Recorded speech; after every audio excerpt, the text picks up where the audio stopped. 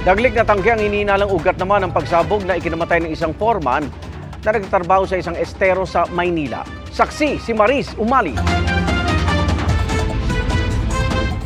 Pinagtulungang iahon ng mga residente ng Estero de Quiapo ang lalaking ito matapos sumanong tumilapon sa ilog kasunod ng isang malakas na pagsabog sa tinatrabaho raw nilang retarding basin kaninang umaga.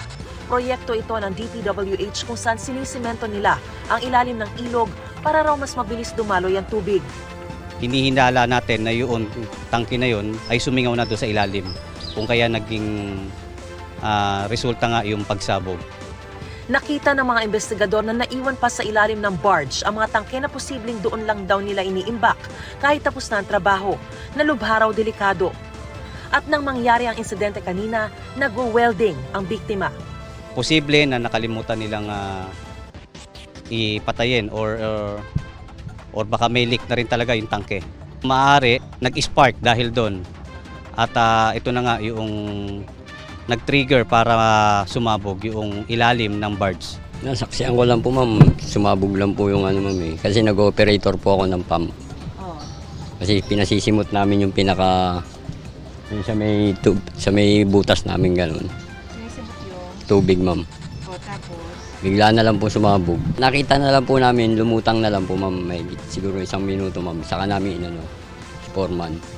Sa lakas ng impact ng pagsabog, nauka at umangat ang mismong bakal na yon ng barge na pinapatungan nitong backhoe. Nawarak din ang mga dingding ng mga katabing barong-barong. At ayon sa mga pulis, may mga nabasag din sa bintana ng moske at katabing mga establishmento kahit pa nasa 50 metro na ang layo mula rito.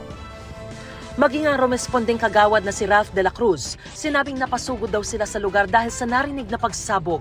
Napakalakas yun po yung kala ko nga po is yung transformer ng kuryente.